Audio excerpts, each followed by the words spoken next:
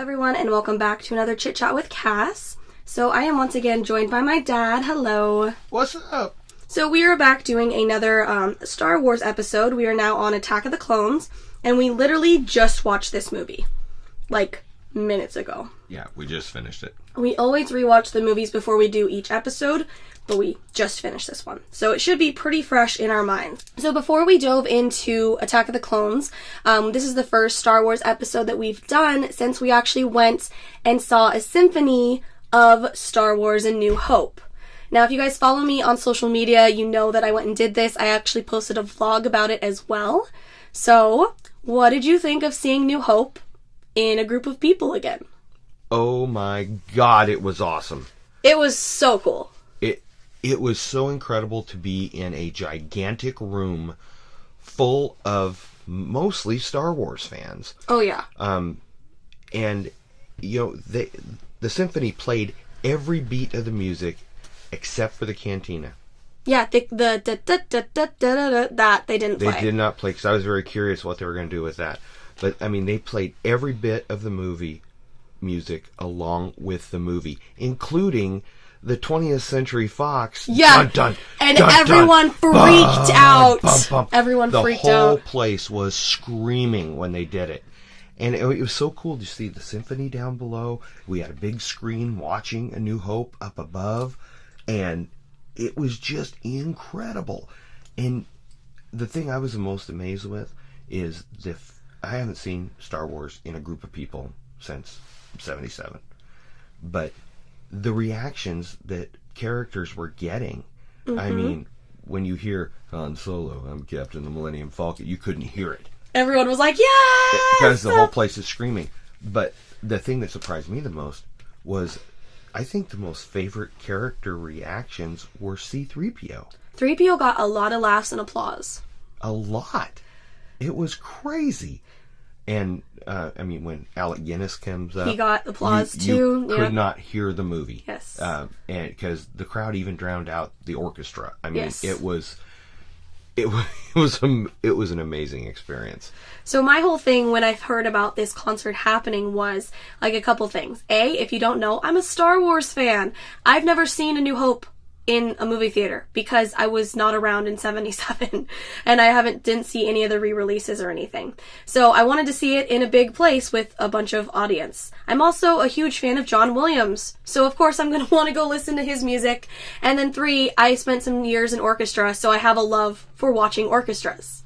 So it was like 3 main things that I really wanted to see, and it did not disappoint me. No, it was great. When we got there, they had people dressed up. There was a Darth Vader stormtrooper, a TIE fighter pilot, and you could just go up and get your picture taken with them. Yes. And the place encouraged people to dress up. Yes, it did say on the website when I bought the tickets that costumes are encouraged. They wouldn't let you take a blaster in. For obvious reasons. Obvious reasons. But you could take a lightsaber I saw a couple lightsabers, yep. But there was 30 Princess Leias running around? Oh, probably more than that, and it was all these different types of Princess Leias. Yeah. Like, you had, like, a Hoth Leia, you had the Buns Leia, I was the medal ceremony Leia, you had, like, all these different versions of Leia. It was really, really cool, yeah. But then you had people dressed as Han Solo, you had Jedis. Yeah. You had, that one guy had a Chewbacca outfit yes. on. And, it was a very cartoony Chewbacca outfit. But it was a Chewbacca. It was a Chewbacca. And then you had tons of people wearing Star Wars t-shirts. Yeah. And my shirt said Han shot first. Yes. And then the odd thing was, then you had people that normally go to the symphony. Yes, very fancy. They got out of their Rolls Royce and eating their Grey Poupon, and they go to the symphony, and they're all dressed up in their fanciest clothes. Like literally, like the fancy dresses, tuxedos. Some people were dressed like that. So it was like totally mix of people at this symphony. And it was weird because it was kind of like Canto Bite. Yes. In The Last Jedi, because you had all these people dressed up, but then you had people running You're in a around Star Wars world. in costumes, and it was it was a unique experience. It was really, really great. I'll go ahead and include the link to the vlog for you guys if you haven't seen it, because I did vlog some of the experience and some of what we're talking about. This is just the first Star Wars episode podcast that we have done since seeing it. So we wanted to touch base on that at the beginning here real quick. You had to say that. I had to say it. But anyway, yeah, it was an incredible experience. Yes. They were also going to do Star Trek, but it was Star Trek Beyond. Yeah, I'm never seeing that movie again. Which, but they were going to do Harry Potter. I would totally dig Potter, Harry Potter. yeah. Nightmare Before Christmas. Yep. They sent me an email. They're like, hey, we're doing more shows for Christmas of Nightmare Before Christmas. Want a ticket? Because it was just incredible because the orchestra was spot on. Oh, perfectly. And so cool. And then Cassie asked me, she goes, do you think there's going to be an intermission? And I said, yes, there will be. And I told her it would be Clear Bay 327. We are opening the magnetic field. I said, as soon as they say that, there's going to be an intermission. And she goes, are you sure? And I go, trust me. And that's where it was. And that's exactly where it was. And then she says, how'd you know that? And I said, because I used to have a record that was the story of Star Wars. And it was, you flipped it over at that part for the second half. And it was the actual dialogue and music and a narrator and stuff. I bought it in 1977 and listened to it 6 billion times. But that's where you flip the record over. So I said, that's where the intermission will be. And bam! That's where it was. That's exactly where it was. And I've listened to a lot of that music like over and over again because I love John Williams' music. But seeing it in a concert with the actual instruments was super interesting because I picked up on parts of the music that I hadn't heard before because I saw the bow moving that way or I saw the horn doing this. Yeah. It was very interesting. I kind of got tripped out. I saw the tuba player in the back, and it was kind of behind the screen. Yeah. And I thought, oh my God, they've got a C-3PO costume down there. Oh wait, it's a tuba. It's a tuba. It's a tuba. But yes, it was a fantastic experience, so we just thought we would talk about that real quick before we go into Attack of the Clones. I would highly recommend seeing one of those shows. Yeah, if you guys have some sort of show like that, definitely check it out. Alright, let's dive on into Attack of the Clones. Let's go. So, Attack of the Clones, I have no memory of seeing this in theater. I know we did. I remember watching this movie over and over on the DVD at home, but I have no memory of seeing it in theater. Well, we went to that theater up where Best Buy is now. Mm-hmm. And that's where we saw it. See, I don't have any memory of it. I don't remember which theater we saw Phantom Menace in. It's probably the same one. I don't know. It might have been. But I do remember going to Attack of the Clones with you up there. Yeah, I know I saw it in theater, but I have no memory of it. Maybe it wasn't that eventful. Less people dressed up. Guarantee that. Oh, yeah. After Phantom Menace. So, just a little heads up. My voice is coming and going. So, I apologize for that. And I'm going to be handling my handy-dandy cough drops throughout this episode. So, as per usual, this episode is going to have spoilers for Attack of the Clones, for Star Wars, for anything relating to Star Wars. So, you have been warned if you haven't, by chance, seen Attack of the Clones. It is a prequel. Some people don't watch them. Yeah. You probably know what's going to happen, even if you haven't seen it, potentially. So, this movie starts with heading back to Coruscant, and you get to see the various Nubian ships coming in and landing on Coruscant. And it scrolls. It pans up instead of panning down. Yep, to get ready. All the other movies, after the scroll, it pans down, and this one pans up. Yes. So it's an oddball. To kind of prep for the ships coming into the shot. So you get to see inside the ship, and Padme, quote, quote, says, "Very good, Lieutenant," which is clearly Natalie Portman's voice. To fool ya. To trick ya. Because, spoiler alert, it ain't her. No. So then they get down and land on the platform on Coruscant, and basically the head of security is like, "Oh, we made it, I guess I was wrong. We didn't have to do all this extra shit." And then kaboom. The ship blows. And the head of security and actually Padme run over, and she takes her helmet off, and that's when you see that it's not Padme that got blown up. It was her decoy. And Padme was in a Nubian starfighter. Mm-hmm. She was flying beside the main ship, like the senatorial ship. She was flying beside it. That sounds like a World War II bomber. The sound effects on that thing are great. Mm-hmm. I like the different various ship sounds. And I also like the way they come in upside down and they have to roll over. Yeah, to get to the correct part of the planet. Yeah, I think that's cool. And so sadly, Corday, her decoy, dies. And she's all like, I'm sorry, Senator, I failed you. Not really. I mean, that was kind of your point. It's a shitty job, but that's kind of what... You were supposed to protect the Senator, and you definitely did. Yeah, if you die, she didn't. Yeah. So you did your job. Definitely. And, like, almost immediately, Padme's like, I shouldn't have come back. And her head of security is like, no, the vote's too important. You have to do that. You have a job to do. You have a duty to do. Corday did hers. Right.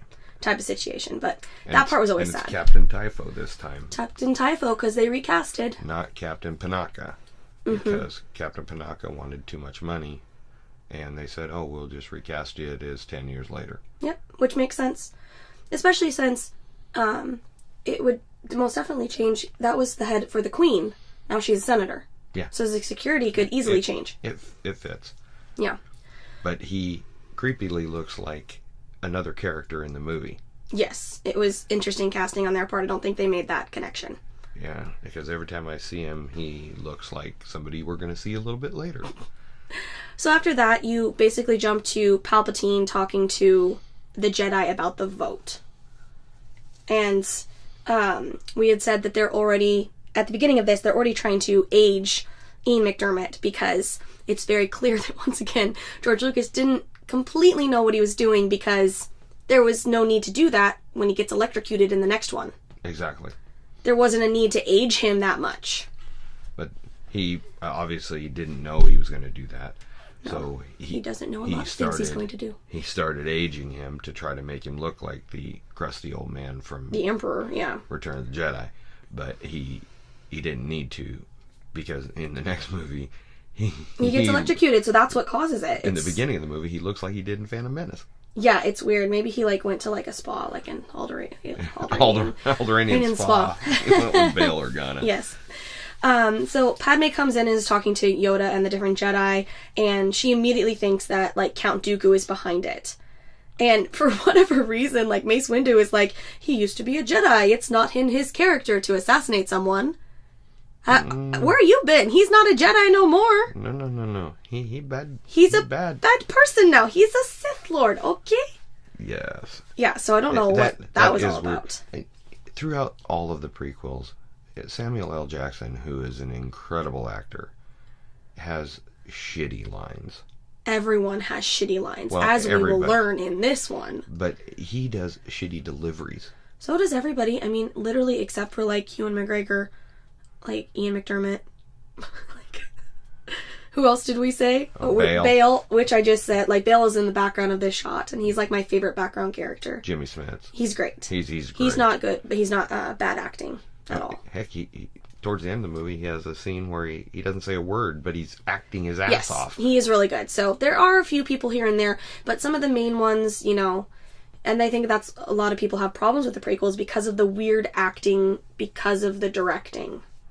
Because we've all seen Hayden Christensen in other things. He's a good actor. We've all seen Natalie Portman in several other things. She's a great actress. But it doesn't translate into this movie or the next one, honestly. No, it doesn't. And it always got me with Sam Jackson because he's another good. one. We all know that Sam Jackson can act. Yeah. We've seen him in a lot of different things. And he's, oddly, not Sam Jackson-y. No. Because of the way he delivers as Mace Windu. And I like Mace Windu, but it's just some of the deliveries in all of these are weird. And I think we said that in Phantom Menace too. Yes, we did. So then we go to Obi-Wan and Anakin in the elevator, and this is kind of the introduction to the years jump.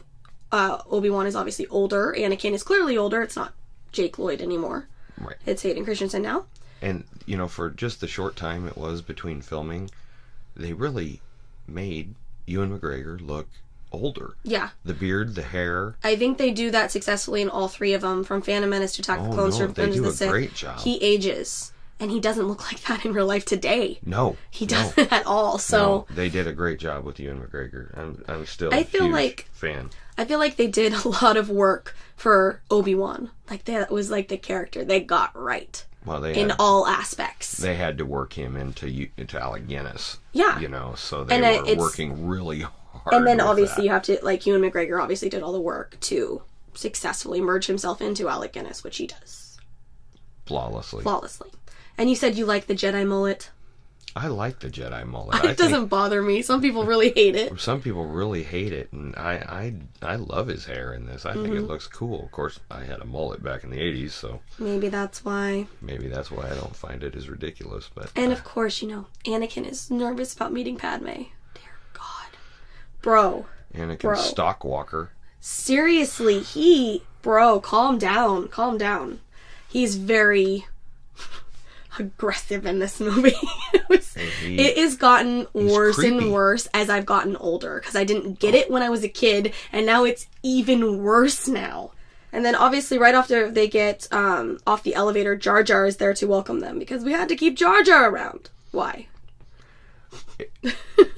Jar Jar has a much smaller role. That's because nobody likes him. Because nobody liked him, and George Lucas cut him down because of fan reaction. Yeah. And he had to give him something to do because he was such a major part. So he's the Gungan representative. And he's not horrible in this one because they did it. He's annoying in Phantom Menace, but he's not horrible in this one. So I will give him that. And then it's the awkward cringe of Anakin's lines in this movie. Because, like, Padme's like, my goodness, you've grown. So have you. More beautiful. Ugh! No, it's... Stop! It is creepy. Stop! It makes me so uncomfortable. It's like, that's not the proper way to flirt with someone you haven't seen in 10 years. No, it's horrible. It's very awkward. And immediately, like, Anakin completely starts to ignore everything Obi-Wan is saying. We're here to protect you. And he's like, no, we will find your killer. And Obi-Wan's like, no, actually. Oh, and they get in a little fight sitting there on the couch. Which is so unprofessional. No, it's totally unprofessional. And everybody's looking like, oh, these are the guys they're going to protect. Exactly. The head of security looks like, okay, I'm supposed to, like, trust you guys to protect this senator chick that I'm supposed to protect. He's, like, rolling his eyes and stuff, you know, because he's like, And even Padme's kind of, like, looking back and forth between them, like, do you guys need a moment? Yeah, it's all bad, and I don't think that's a bad part of the movie. No, that's what the character is like. I think that's really good, because I think Hayden Christensen, to me, when I first saw him in Attack of the Clones, I thought, oh yeah, that guy's going to be Vader. I got no problem seeing that. He can do some looks that are very dark-sided. He gets some leers, you know, and you go, oh yeah, I can see that guy flipping the switch. Yeah. So I don't have any problem with Hayden Christensen, but they did write him pretty creepy. There are, like, there's some creepy parts that seriously are so creepy. And then I think the whole back and forth with Anakin in this whole movie is, like, how many times does he say, like, Obi-Wan doesn't trust me, Obi-Wan thinks I'm, like, not ready, and, like, I'm a grown-up now. Yeah. Whining Skywalker boy, and he proves over and over again that he's not mature whatsoever. Not at all. Not at all. Oh my gosh. I mean, come on, like, Padme already has some years on him, and she was like a mature adult at 14. 14. So there's a little bit of a difference between them there, but... So he's basically 19 and she's 24. Mm-hmm. Now, the difference between a 19-year-old and a 24-year-old can be huge. It can be huge, yeah. And definitely. especially a 24-year-old woman. Yeah. And a 19-year-old boy. Yeah. There's big differences. And then, God, it just continues, like, with Anakin, like, Stalker Boy, like... It's just, like, you know, I've thought about her every day since we parted. God, Jesus, you were like a child. Could you not focus on Jedi stuff? Yeah. You got to go become a Jedi. You left your mom, like... You had to rescue Obi-Wan from the Gundark nest. And yeah. You were thinking about Padme then? Yeah. I can pretty much guarantee you she was not thinking about you. No. She probably, you know, maybe. I wonder how Anakin's doing. I hope he's doing well. Okay, next. What treaty are we talking about next? Yeah, she rummaged her junk drawer and she goes, oh, look, the Japor snippet. Japor snippet. Yes, yes. So, we have the bounty hunter on Coruscant. meeting with Jango Fett. Zam Wessel. Oh, hey, you know her name. Yes, and she's a shapeshifter. Yes. She is the one that blew up the ship in the beginning and killed the decoy. And Jango basically gives her, like, these poisonous little creature things to try again, and she, like, has to kill her this time. Like, that's her bounty and all that because fun Jango stuff. is subcontracting. Yeah, pretty much. Like, he... exactly. I mean, he could have just done it himself, but I don't think he wanted to be connected to it. No, that's exactly what it was. And it was fairly a dangerous job, so you Yeah. subcontract to a lesser bounty hunter. That way, if they get offed... Yeah, it's like, oh, well, I'll find somebody else. Exactly. I have always really liked her look, this bounty hunter's look. Like, the purple leather look. I don't know why. I liked her costume. The little scarf she puts the across scarf her thing face, around her hooks face. to her Exactly. helmet. And then back at the apartment, Padme covers the cameras, and, like, Anakin's like, she didn't like me watching her. You think? Do you blame her? Yo, stalk her. Let her sleep. Yeah. Jesus. Yeah, I mean, for security, it's a bad thing. But you've got Stalker Boy out there, so I understand her Why doing don't you it. let Obi-Wan handle the cameras? He'll glance occasionally and, like, be fine. Yeah. You go someplace else. But he does say that she programmed R2 Yes. to alert in case there was something And going on. they're essentially using her as bait. It was her idea. To use her as bait to see if anything happens. Or whatever. And the bounty hunter is sending, like, the little critters, little things, on, like, a drone. What is it? It's some kind of a flying droid. It's like a droid of some kind or whatever. And they're, like, sending it to the apartment. So then she's not even... She's trying not to risk herself, too. Yeah. Technically. Everyone's just... But, I mean, when you're trying to off a senator, kind of high profile. Oh, yeah. You've got to take precautions. Anakin mentions about having nightmares about his mother again, and he's, like, tired because he can't sleep. And we had said that, like, if Qui-Gon was still there, he would have immediately taken him back to Tatooine. Yeah. He would have. There would have been, like, normal visits to Tatooine. Yeah. Because he was too old. Mm-hmm. And he had too much of an attachment. And they needed the attachment to, like... would have had to have been addressed. Yes. To keep him from doing all this. Yeah. I mean, can you imagine, like, what a better mindset he would have been in if he knew that his mom was, like, happy at the Lars farm? Oh, yeah. He would have been fine. Like, I mean, or if, like, he didn't even know all this time that she was free. Yeah. He thought she was still a slave. Yeah. It would have been a much better if that was, you know, better situation. But, I mean, Obi-Wan did become... He took him on way too soon. Oh, yeah. Oh, you're no longer a Padawan, but we're going to go ahead and give you a Padawan. And you know, he was a young pup when he took him on, so, yeah, I understand that. And then the drone robot, whatever thing, basically opens the window and is sending the... I put slimy centipedes. That's close. I have no idea what they're called. Into Padme's room. And that's what's going to be the poisonous. And R2 does wake up. Mm-hmm. He does, but they, like, kind of hide on the side of her bed, so he doesn't notice anything until out in the living room. So the Jedis sense it, and they, like, both say I sense it too, and then, like, they run in. Anakin goes for the lightsaber and hacks the little centipedes to bits. Mm-hmm.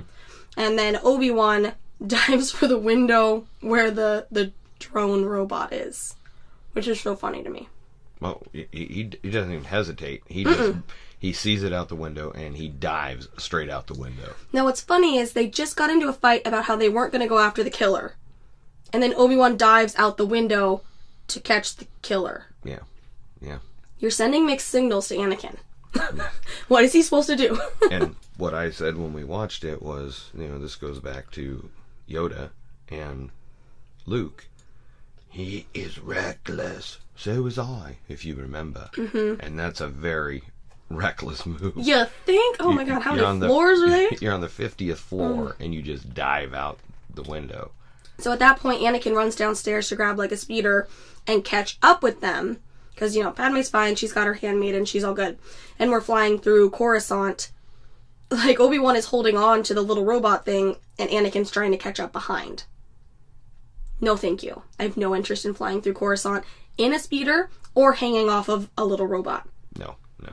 And when the movie first came out, they had a little viral website thing that was like news from Coruscant. And there was an article about a guy who was reporting his speeder stolen. That's hilarious. Yeah. And How'd he steal it? And nobody understood it when it first came out, when the movie came out. Oh, Anakin stole your speeder. Hopefully the Jedi will reimburse you. So the bounty hunter does see them approaching and, like, shoots at Obi-Wan and then, like, immediately takes off.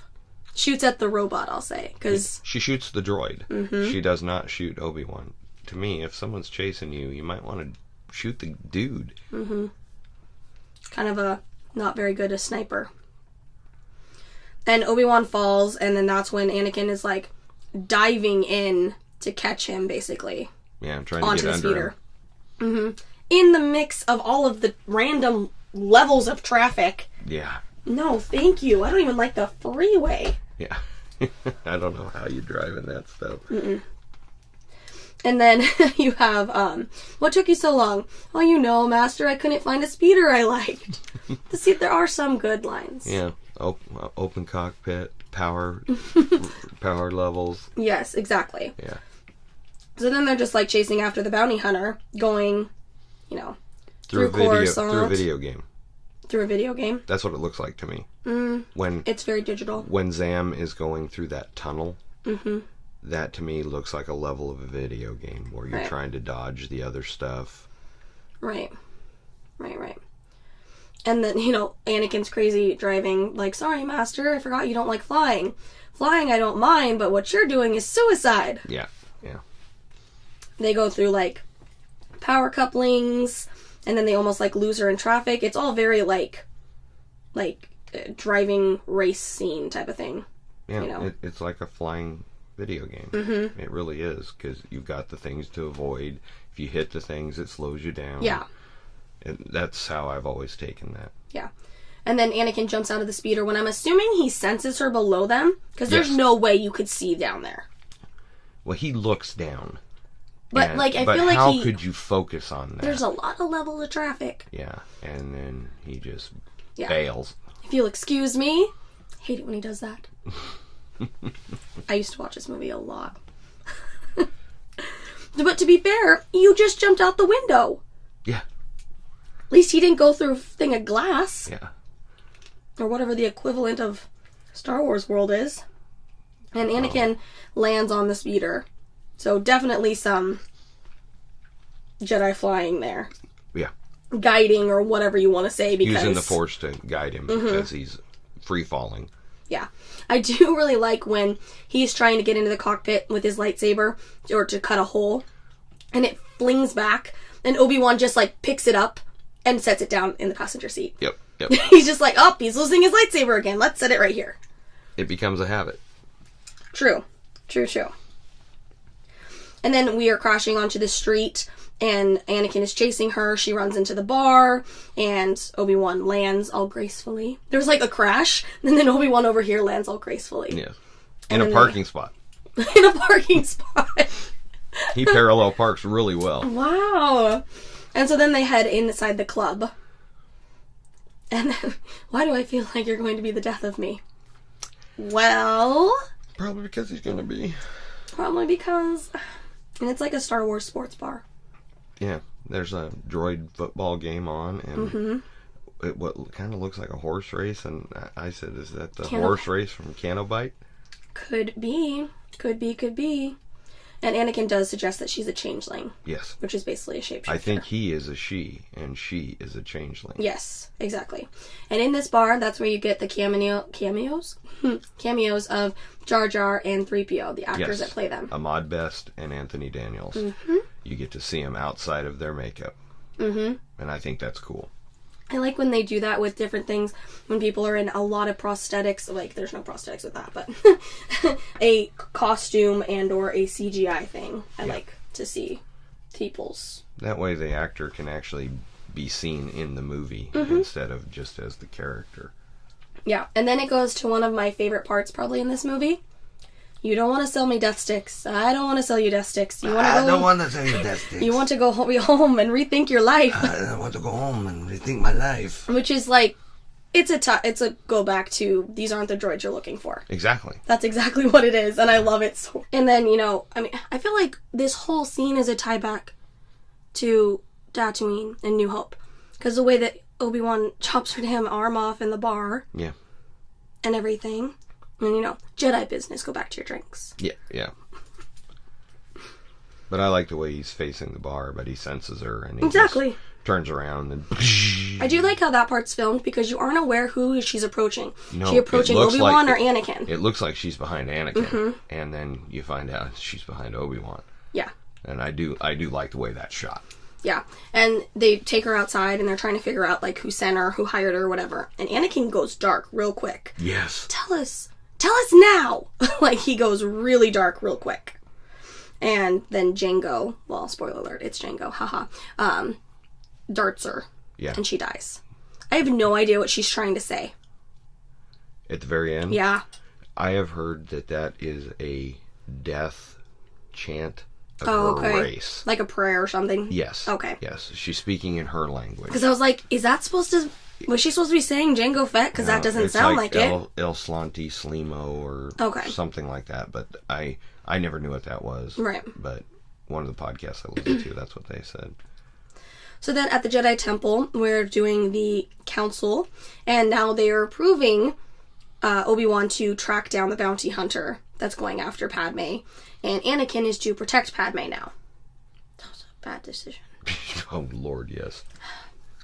You remember, like, all the times that, it's hinted at that the Jedi Council made poor choices? This is one of them. Very much so. Just because of what happens on Naboo. Mm-hmm. But... Wah, wah, wah. And he is to escort her back to Naboo, but they're supposed to travel as refugees instead, which is smart. No, it is. Because they're going to blow up another ship if you don't. And Anakin suggested it will be difficult to get her to leave the Senate during this vote. She's, like, leading what's going to turn into the rebellion. Yes. At this point, so... But she ends up going. Well, they say talk to the Chancellor. Yeah, to see if he can convince her or whatever. And he says, she can't refuse an executive order. Yeah. See, more thing, why are you sending him to go talk to the Chancellor? They make very poor choices. That's horribly poor choices that lead to all this. I mean, Anakin is like the bad guy in the end. He turns into Darth Vader, spoiler alert. Yeah. But the people around him don't exactly make the best decisions either. No, not at all. And like when he's talking to Palpatine, they're like talking about his power and his guy. Why is the Chancellor, a politician, helping you? Yeah. I don't understand that connection. Do you perhaps think there's something weird there? He senses the dark side. Yeah, Anakin obviously doesn't. He's too naive to catch on to everything. Very much so. Young and naive. Well, all he's thinking about is Padme. Apparently, yeah, he's like childhood crush. And even like back at the Jedi Temple, Obi-Wan, Yoda, and Mace Windu, like Obi-Wan is like worried about Anakin doing this. Yes. He doesn't think he's ready. He's arrogant. And they just kind of like pass it off as like, oh, well, all Jedi are arrogant. He's going to bring balance to the Force. Many years later. Yes. After all of you are dead. After all of you are dead. Mm-hmm. Yes. Yes. It's not going to go the way you think. No, not at all. And then it doesn't even help anything anyway. So, oh my God, the galaxy's screwed. So Padme basically takes a leave of absence. And then that's when Jar Jar is taking her place. Like, as the Gungan representative. Yes. Which is like, it makes sense politically, but yeah, it's kind of a bad choice. He's kind of the backup, but, I think there would have been a lot smarter Gungans to put in there. Yeah, I mean, I don't know. Maybe a Gungan with some sort of political experience. Yeah, especially when it comes to the vote. Yeah, like, voting is important. I think that should have been delayed. Like, all of that stuff should have been delayed because of what was happening. Yeah. No. But that's part of Palpatine's plan to create all all this chaos. He's brilliant. Everything can be put in, all the chess pieces can be put where he wants them. Yeah. In other news, in that scene in her apartment, it took me years to realize that there was those little droids replacing her window. Really? Yeah. You can see them when they show outside of the apartment, placing the window back, and then when Padme's pissed and talking to Anakin about how she doesn't want to hide, you can see them finishing up behind them, replacing her window. I've never noticed that. Random fact. Took me years to see that. But yeah, Padme's pissed. She doesn't want to go anywhere. She doesn't like the idea of hiding. And Anakin is too busy whining about how Obi-Wan won't listen to him. Because he's a grown-up. I'm a big kid now. A big kid now. Why won't they let me play with the big kid toys? Yeah. But we'll give you a lightsaber. Yeah, God.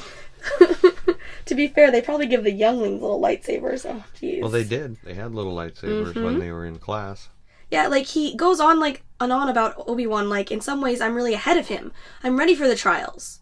That's a horrible way to think about the relationship with the person that's training you. No, yeah. He's just very negative.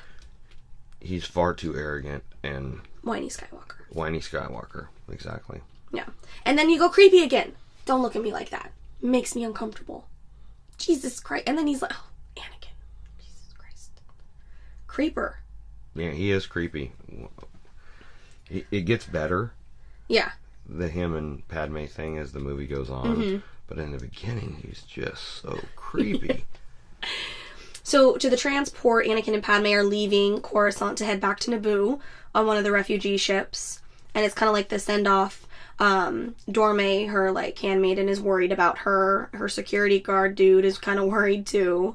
Obi-Wan's worried that Anakin's going to do something stupid. And her head of security is like, I'd be more worried about her doing something than him. Yeah. True. So true. I love that line. And I never realized for the longest time who Dorme was. Yeah, Rose Byrne. Rose Byrne, yeah. She has quite the celebrity handmaidens. In the previous one, it was Keira Knightley. Yeah. This one's Rose Byrne. Who was 12? Yeah. Side note, watched an interview with Keira Knightley the other day. She was 12 when she filmed Phantom Menace. Mind blown. WTF. Yeah. Craziness. I still think she looks like Natalie Portman. She thinks she looks like Natalie Portman, too. She said so in the interview. I think they both look a lot alike. I can tell them apart. Yeah. They're similar.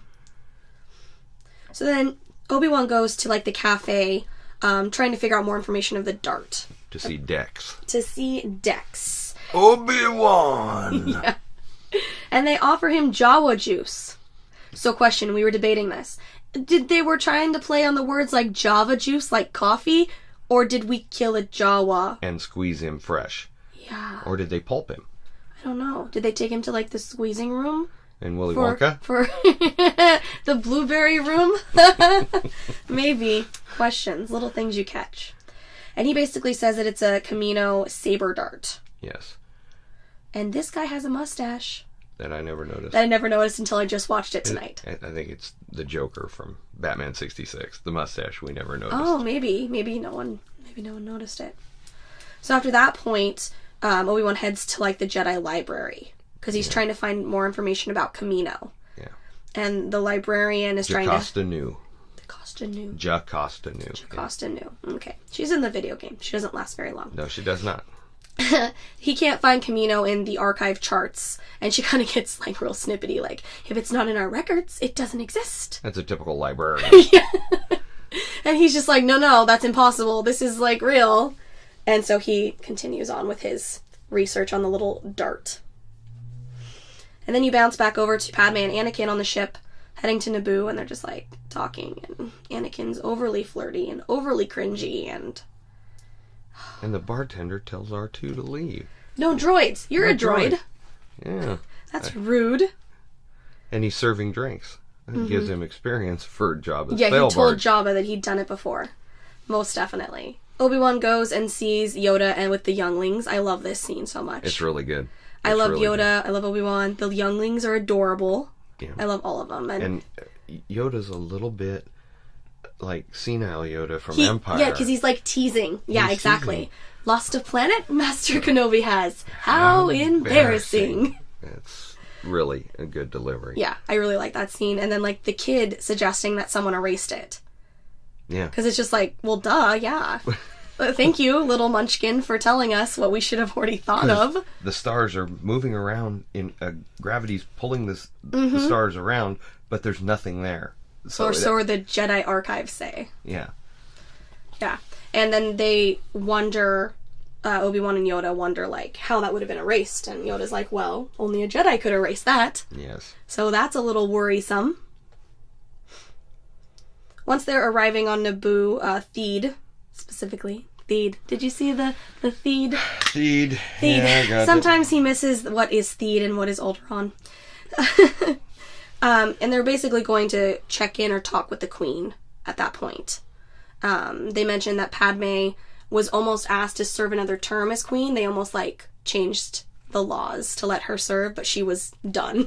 She didn't want to do it anymore, but when the Queen asked her to be senator, that's when she took that opportunity instead. She is very popular on Naboo. Padme. Yeah. You've told me a lot of background about the Naboo stuff from books and things. Books and comics, yeah, definitely. Yeah. And, well, once they, like, are kind of a, I mean, it's a shattered empire. They kind of go to Naboo. Leia does. And she sees a stained glass window of Queen Amidala. She doesn't know who that is at that point. And some other things that are just interesting. But yeah, Naboo definitely likes Padme. Nabri. Amidala. Whatever name you prefer. And your favorite governor is there. Seal Bibble. Yeah, once they get inside, he's there, and I can't stand that guy. Let's see. He's horrible in Phantom Menace. He is pointless, and I just, I do remember that, like, seeing him again and just being like, why? Why are you here? Get away. Obi-Wan is still looking for Kamino. He spends a lot of this movie looking for Kamino. Yes, he does. And he actually, like, just goes to the location. Yeah. At this point. That's basically what Yoda said. Go to the center of gravity's pull. Mm-hmm. You'll find your planet. And what did you call them? Like the hyperspace rings for the Jedi Starfighter? Yeah, it's like a hyperspace ring that this fighter is a sublight ship. Mm-hmm. So it docks with the lightspeed ring, and then it can go to hyperspace. Mm-hmm. And then when you get to where you're going, you undock, leave it in orbit, and you can fly it like a regular starfighter. Yeah, definitely. And I think that's really cool. Yeah, it is a cool design.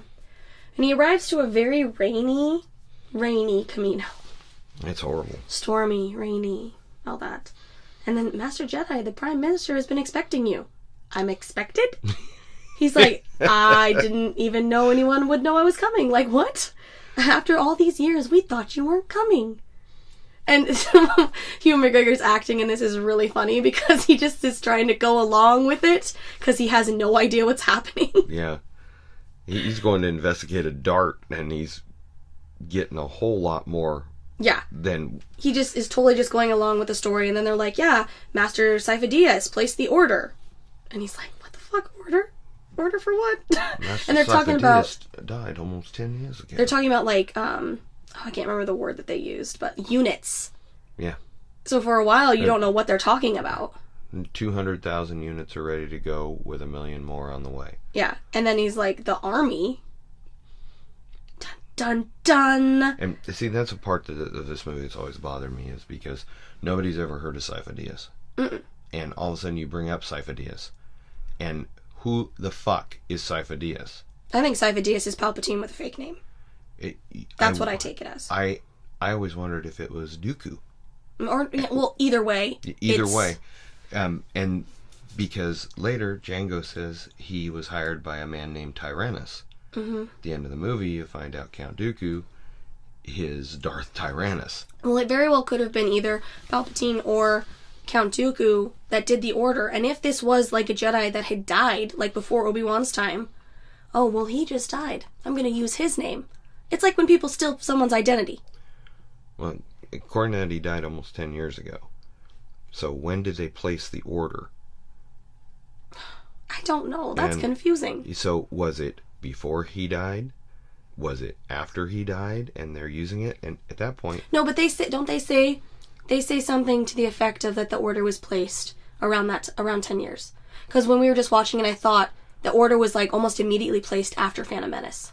Yeah, that's what I think is right. Yeah. And 10 years before this would have been Phantom Menace time. So Obi-Wan would have just started training Anakin. So, but the whole Sifo Dyas, I think it should have been explained better, but don't ask me how. I don't know. Maybe I'll look it up. Maybe if any of you have a better answer for us, you can let us know. They should have just said Tyrannus or whatever. Like Dooku. Like, they should have just... It was Dooku that did it. Yeah. Instead of another name that... I don't know. Because when Obi-Wan brings that up to the Jedi Council, that the order was placed by Sifo Dyas, they're all, what? Yeah. They have no idea what it's all about. Interesting. So then, Anakin and Padme arrive at the Lake Country. Your favorite part of this movie. I'm rolling my eyes if you can't hear my eyes. I want to live on Naboo. So bad. Oh, Naboo is beautiful. Naboo. I actually found out that you can visit these Lake Country spots in Italy. Like, let's go. I want to go. And which outfit is this for Padme? This is the flowy, whitish, pinkish dress with the low back. Because she has about 1 million outfit changes. Yeah, I think by this time we're at like 15 or 16. Something like that. Meanwhile, Leia has to walk around in trash compactor dress for the length of the rest of the movie. Yeah. And then you get, like, everyone talks about this, the Anakin hates sand line. Everyone. It's like almost a meme. Like, I hate sand. It gets everywhere. Yeah. Definitely. Definitely. I do also, if you've ever watched, just like the other ones we were watching, the Blu-ray edition, so if you have the Blu-ray or DVD, there is deleted scenes with Padme's family that I actually really enjoy. It takes place when they're still in Theed before they go to the Lake Country. I like seeing Padme's family. Yeah, you showed me that. It's got the nieces and nephews. Yeah, no, it has her mom, her dad, her sister, and her 2 nieces. Nieces, yeah. Yeah. You'd showed me that deleted. I'm not big on the deleted scenes, except for the one in Last Jedi. Yeah. Yeah, there's a good one in Last Jedi. That's my favorite deleted scene ever. But yeah, I really like the ones with her family. And you kind of get more of a, like Padme's trying to downplay to her family that she's in danger. And they outright ask Anakin if she is in danger, and he's like, yeah, she is. She is. And I mean, it kind of goes in with their daughter up and dying in the next one. Yeah. While pregnant, quote unquote. Yeah. Holding a Japor snippet. A Japor snippet. And, you know, at the Lake Country, they get their first kiss, and then Padme pulls away. Don't encourage the stalker. Yeah. See, this is where she goes from being creeped out to be kind of digging him. Yeah. And it goes so fast. So fast. See, if it would have been a little bit less creepy in the beginning, it would have seemed more like she was just trying to be professional. Yeah. But it comes off so creepy. It's like, oh, no, leave her alone. But then she's like, oh, no, I do have feelings for you. And then it's like, okay, so it's less creepy then. But why did it come off as so creepy? Yeah, it doesn't, that's not my idea of Star Wars romance. It's Han and Leia, you know. What do you worry about? My hands are dirty. My hands are dirty too. Yeah, that is Star Wars romance. Yeah, I like them, and I also am a Rey and Finn shipper, so stop taking my hand. I love them. Stop taking my hand. Yeah, good times. But at the same time, I do like Anakin and Padme in certain ways. Not as much as I did when I was a child, though. Yeah, I knew it had to happen. Well, this is the thing. This whole movie, I tell anyone that, like, says that this movie is shit or whatever, I'm like, do you want to have twins? Because you need this movie to happen. Yes. Do you want them? They have to fall in love. You want Luke. You want Leia. Sorry, this has to happen. And when I hear the love theme... I love Across the Universe. It was playing on the menu screen. And I'm sitting there just, oh my god, this just makes me think of rolling around and all. I love that song. Oh my gosh. So, the clones are growing and learning. That's what the army. Obi-Wan is basically introduced to the army next. Where you see the semi-mature clones that look like Captain Typho. Yes, who is Padme's head of security. Those 2 actors look extremely similar. Yes, they do. He doesn't look like he could grow up into Jango Fett. He looks like her security dude. Yes, he does. But the younger version is okay, because... No. Baby Boba Baby Boba is good. Yes, and it's also important to note that all of these troops in this movie are all CGI. Yeah. There's not a single costume. No one's in an outfit. There's they no are all clone fake. armor. Nope. None of it. And that kind of bums me out because... Yeah, you like the clones. I Clones are better than stormtroopers. That's a given. Yeah, I don't necessarily like these clones the best. My favorite are the Revenge of the Sith clones. I think those are by far the best clones, and that's why I like Sith better. But I do like them bringing in the clones, because the clones are so much better than the Stormtroopers. Yes. Stormtroopers have got a little better these days. No, they're a lot better now. But still. And then the Naboo field. Yay! Talking about past relationships, which was awkward anyway. And, like, Anakin gets all annoyed. It's like, bro, you just asked her. Mm-hmm. What? And, like, her, like, you really don't like politicians, do you? I like 2 or 3, not sure about one of them. It's awkward. All of it's awkward. But it's, like, trying to be cute. It's all awkward, but it's trying to be cute. Natalie Portman looks amazing in that field, though. Natalie Portman looks amazing in this whole entire movie. She's gorgeous, and she totally rocks all of these crazy different outfits that she has. The different hair and everything. She's beautiful. Yes. The field outfit is one of my favorite outfits of hers. She's got the little space buns with the little... yellow netting. The doilies over them. Yeah, I don't know. I just had to make some for a video, so... I painted them. Yeah, you did. You painted them. And, you know, Anakin starts talking about, like, dictatorships. Should this be a red flag to anyone? Do you Padme, think? yo, girl, wake up! Wake up! And then we're, like, playing on... I'm calling this a blow-up cow. I don't know what creature it is, but it looks as if you blew a cow up with helium. And Anakin's on top of it, riding on it. Yeah, and it's got a huge ass, and he's riding on it, and the CGI looks... It's bad. Horrible. Yeah. And after, like, Anakin falls off the stupid cow thing, he pretends to be hurt, and then, like, they do their little roly-poly. Rolling around in the grass. You know what's funny is, I will say, I don't have any memory of seeing this in theater, but I do have a memory of going over to a friend of ours' house. They had just seen it as well, and they hated the Naboo stuff so bad that they were bitching about it to us. It was a dad and a daughter that are friends of ours. And they had just seen it. We had seen it in theater. They had went and seen it in theater. And they were like, why were they rolling around in the field? That's a memory I have from back then. Which isn't wrong.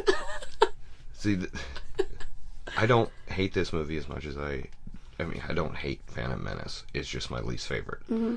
I like this one more, but those parts are the part I don't like. Yeah. And this is like, once again, like, both of us will watch the prequels, like, all the time. So it's not to say, like, we are total prequel haters, like some people out there. I think, actually, we're pretty lenient on them, really, compared to some people that absolutely despise the prequels and, like, ignore them completely. But there are just some awkward parts that maybe we needed, like, someone... They're better than the holiday special. Always bringing that shit up. It was a big deal to me when I was 13. Yes. And then Camino, again, it's very jumpy. Meeting Jango and Boba. Yeah. Always a pleasure to meet a Jedi. Yes, that's your favorite line. And that's the scene that he says it or whatever. And she does, the very tall lady, can't think of her name. She explains that Jango requested a clone unaltered so that he could just raise a kid. Yeah. You're pretty stuck on yourself to raise your own clone. Yeah. Why do I feel like that's not too far off? In our science. It's probably not. It's probably not. Not at all. You send your DNA to Ancestry.com and people will be raising you. See? That's why I'm not going to do that. Oh, creepy. Oh. I do like the part when he tells Boba to go shut the door. Like, where his... And he says it in Mando. Yeah. So, yeah, exactly. I like that part. Definitely. And then that's when, like we had said, they're talking about, I was recruited by a man named Tyrannus. Yeah. And, like, if Obi-Wan is trying to be cool and collected, it's not working because he totally tips Jango off. Yeah. That something's up. Yeah. And they're kind of right in each other's face. Yeah, they both know it. And the only one who's really keeping his cool through the whole thing is Jango. Yeah. Jango's eyes they're not flinching, they're not moving, and Obi-Wan's eyes are almost like a little nervous. Yeah. If anything, he should have been, like, overly excited, like, oh, what a great clone army, thank you so much, so nice to meet you. But instead... He's challenging him. Yeah. Not outright accusing, but he's challenging. And that's what tips him off. And he asked him, have you ever been as far in as Coruscant? Yeah, like, dude, why don't you just ask him if you shot a dart at someone? Exactly. What? Exactly. What? Back to Naboo. We're hopping planets back and forth. Talking about aggressive negotiations. I do actually like those lines. I do like those lines, too. Mm-hmm. And then cutting the stupid CGI pear. It looked better in the Blu-ray than it did the DVD. They edited it because, like, the DVD or, like, the movie theater version, the pear misses her mouth when Anakin cuts it and then, like, sends it across the room with the Force. And I thought the Blu-ray today looked pretty good. They fixed it. Because I was paying particular attention. Oh, yes. Here's the pear. Okay. Oh my God, it looked like she actually might have bitten it. Yeah. So here's my thing. You can't, like, you could just, like, hang a pear on a green little string. Mm-hmm. And then it would. But they don't use anything that is practical in the prequels. No practicals. No. That's why the Lake Country looks so good. That is so true. Naboo looks amazing because they went to Italy and filmed it. Yes. It's not on a green screen in England. Right. And that's so true. And, they could put CGI enhancements to that, but you and actually they did. have... Some of them, yeah. You actually have sets. That's why the new movies look so good to me, because they're practical sets with CGI enhancements and not complete cartoon. Yes. Because when Anakin and the Emperor, Chancellor, were in his office, I was just looking, I'm going, what's real in there? I do that all the time when I watch the prequels. Tonight. I do that all the time. Because when they go away from the big Mace Windu out the window, over towards the hallway just looks like a cartoon. Mm-hmm. And so I was watching them, and you can kind of see that look around the edges of them, where it's not. So I started wondering, are the chairs real? Is the desk real? Yeah, is anything real in there? And that's one of my biggest complaints about the prequels, is the fact that everything is so cartoony. Too much green screen. Yeah. Too much green screen. And who did we say looked like Steppenwolf? Dex? So these days we compare everything to the CGI of Steppenwolf in Justice League because we think that CGI is shit. So we compare everything to it. And honestly, Dex, or Dexter, the guy that works at the diner that Obi-Wan goes to see, is not that far off from what Steppenwolf looks like. And that's how many years ago? 2002? Yeah. DC gotta get their shit together. Yeah. Someday. It didn't look like Thanos. Nothing looks like Thanos. And then you go to probably my most hated scene in this movie. Just lay on the hate, Cassie. It's when Padme and Anakin are in the living room, like at night, talking by the fire. I despise this scene. And here's the difference is, I despised it when I was really young and didn't really understand this shit. And today, I still despise this scene. Because he is like, it's so cringy, it's so uncomfortable, and it literally sounds like he is trying to guilt her into sleeping with him. This whole scene. It makes me so uncomfortable. No, there's a lot of that's just plain old uncomfortable. Like, ew. Like, he's just, like, complaining about, like, how much he loves her, and, like, we could do this and this and this, and it's just like, it's not. Anakin kills me in this scene. And then, the whole, like, we could keep it a secret.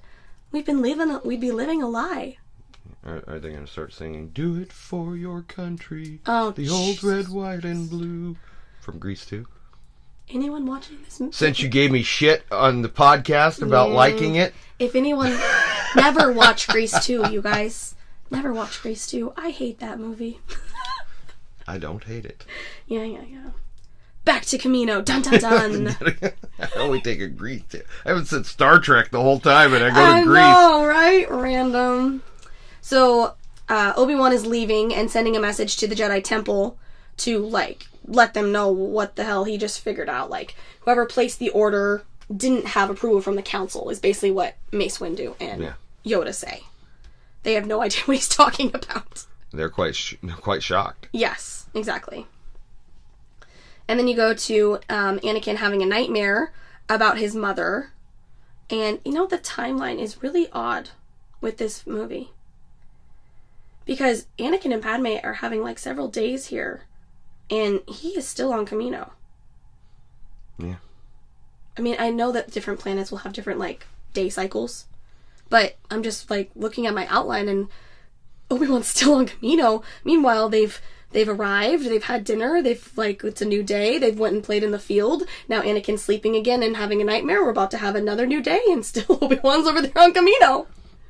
That's very true. I've never thought about that. Weird. So anyway, the next morning is when Anakin is talking to Padme about having the nightmares about his mother and that he wants to go and check on her. And all that does. And once again, Natalie Portman looks amazing. She doesn't look bad in any of this. She woke up like that? Yeah. I wish I woke up like that. Take the selfie from Jumanji.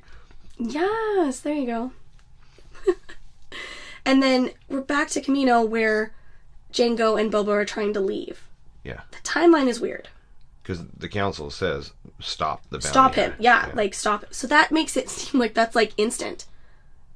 When they're in their room, it makes it sound like Jango and Boba are leaving right there. Then. Yeah. They are not waiting a day, they're going. No, they're packing their shit and getting and out leaving. of there. And then, stop the bounty hunter, that would be immediate that Obi-Wan goes to get him. It's not date. That's weird. Different planet. That's what I'm going to chalk it up to. I guess that's what happens when you overanalyze something. I guess, but... And that's what you do when you do a review like I mean, this. yeah, it is overanalyzing, but at the same time, it's just, normal, comparing what the characters are up to. Because, honestly, even though, everyone debates, how long Han and Leia were, broken in the damn ship, on the way to Bespin, and, how long Luke was actually on Dagobah, it doesn't, contradict it. It's okay, either, Luke was there for a longer time, they were stuck on the ship for a pretty long time, or he was barely there. It doesn't make it seem the days are different. They would have had to have been on the ship for a while because they were traveling at sublight speed. Yeah. So, that, even those, two distant areas of the galaxy, I don't know, that's just what my mind went to. Interesting.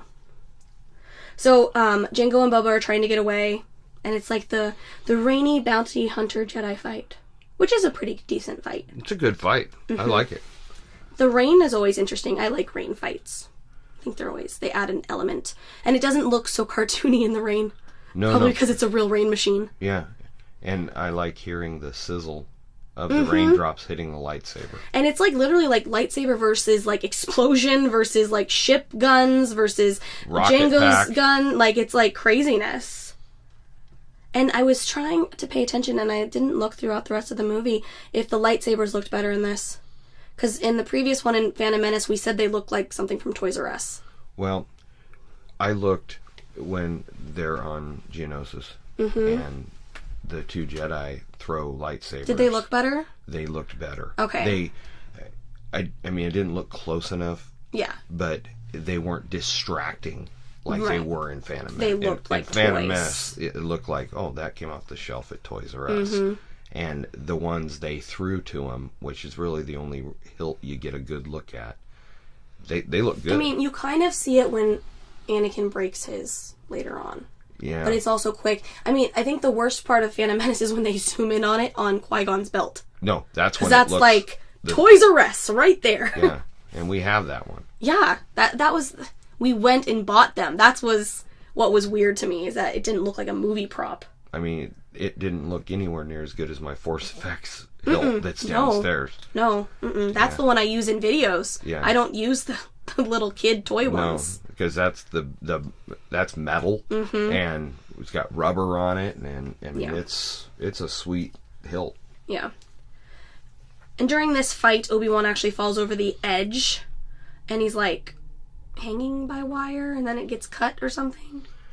Well, Jango shoots him with the cable, and then he tries to fly, and he wraps it around, and it causes Jango to crash, and then they fall over the edge, and Jango's got the Batman gauntlets, and he's dragging them to stop, and then Obi-Wan falls off and is pulling him off. Yeah.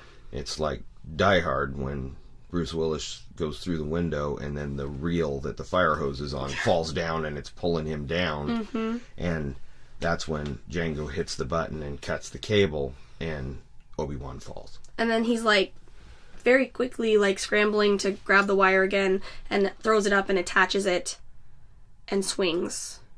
In order to throw a rope like that, you got to coil it up to get it the weight to throw. And he's trying to do it. He's falling. He's a Jedi. Yeah, I He's understand a Jedi. that. But this is the part that bothers me. And he throws it up and he hooks it. Granted, he could use the Force to help it hook. But then when he stops... Oh, it would hurt. We talked about this. It looks like he would, like, slice his hands open. You don't just because the rope gets tight, you don't immediately stop when you're falling at damn near terminal velocity off of that building. But he just slam on the brake, stops, and I don't like that part of it. But then he swings. He swings. Does the flip. Does the really cool hand motion to open the door. And then he gets back up to see them flying away and throw the tracker on them. Yep. He must have that layout of that property pretty good. You would have to be able to... Made it up the elevators and everything. Yeah. Camino timeline is weird. Yeah. Maybe it works differently. Who knows? So, Padme and Anakin go back to Tatooine, which I actually like this Tatooine stuff. Usually I'm kind of hot and cold with Tatooine. No, well, the Tatooine stuff, again, it's real sets. Looks good. Both visually, I like the Tatooine stuff in this one, and storyline-wise, I like it. No, I think the storyline on Tatooine is really good in this. And they're obviously looking, like, for his old owner, because he's looking for his mom. Yeah. To figure out where she is. Trying to find Watto. And he says that he sold her. Honey? A Jedi, what do you know? Yeah, that guy. That great guy. Not a good guy. And then he tells him that he sold her to the Lars farm. But I heard he freed her and married her. Yeah. Happy news. Yeah. Very happy news. Until you get there. They live on the other side of Mos Eisley, I think. Yeah. I have no memory of that they sold her to the Lars farm. Yeah. Because then that would immediately, anybody that's seen the other ones would be like, oh, you mean where Luke grew up? I don't remember reaction to that. Yeah. Because that would be like a tie back. Oh, it's definitely a tie back, yeah. So Jango and Boba are just like flying to Geonosis with Obi-Wan following them. And then they like notice that they're being followed. And that's when they go into the asteroid field. Obi-Wan comes out of hyperspace. And they pick it up on their tracker. Mm-hmm. Because they seem to have a rearview mirror. They have a rearview mirror. But their ship is shaped differently than the Millennium Falcon. Yes, it is. It looks like a shoe. It's a street lamp.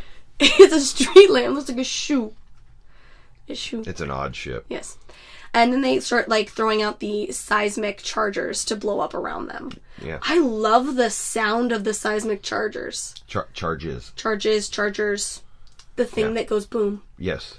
And because it has that little bit of silence. Yeah. And then... Yes. That's what I like.